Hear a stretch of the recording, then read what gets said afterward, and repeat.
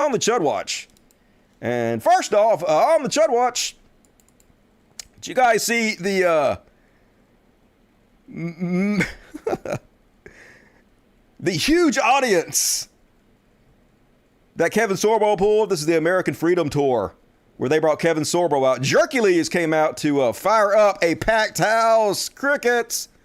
Not getting very many people to show up there, Kevin Sorbo. And good. Hard to believe anybody showed up for you. And then he put this tweet out, folks. Got, what, almost 70,000 likes. Bring back masculine men. That's right. Oh my God, men are becoming such pussies. This is the exact same shit they've been saying my whole life, folks. This is nothing new.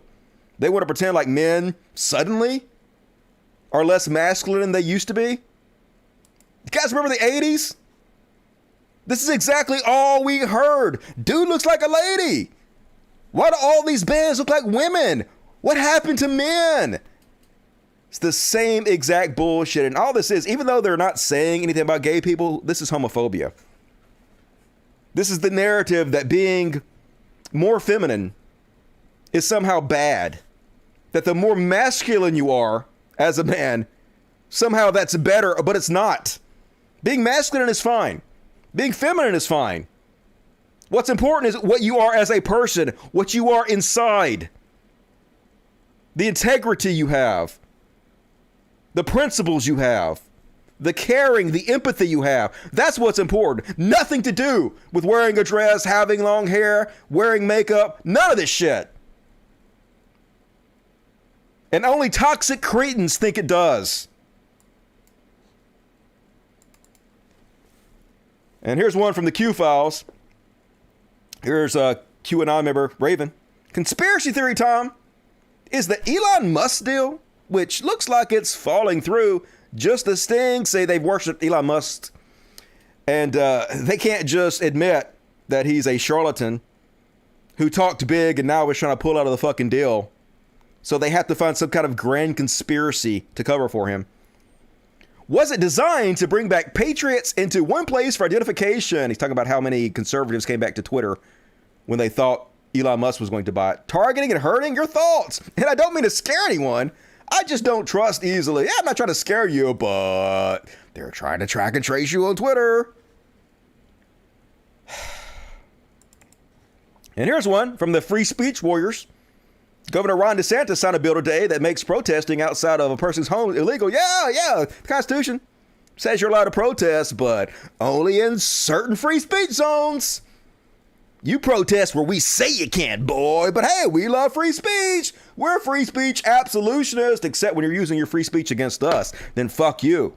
We're going to stamp that shit out in a goddamn heartbeat. Authoritarians are always the same. And one more on the CHUD Watch, folks.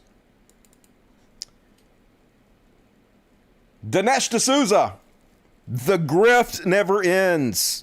So you guys remember I talked about his new movie, 2,000 Mules, which is the most desperate, lame attempt to try to prove a voter fraud that there could possibly be. It's been debunked to hell and back. I debunked it. It's ridiculous. It's absolutely ridiculous in every possible way.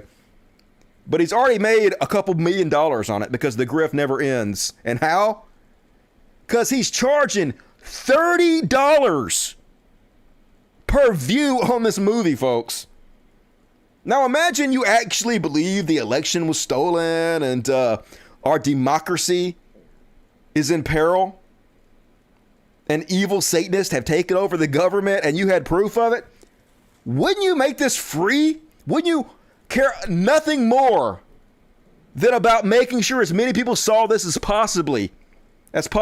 Of course. But of course, that's not what it's about, folks. It's about money.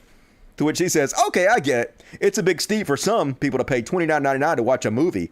So to further expand the reach of 2,000 Mules and make it more accessible, I'm lowering the price to $19.99. Finally, how affordable to watch your bullshit movie about election fraud. But of course, he doesn't believe a word of it. They never stop grifting, folks. There is a hole in their heart, and they believe it can only be filled by money. And they're getting it. It's working, so I guess they have a lot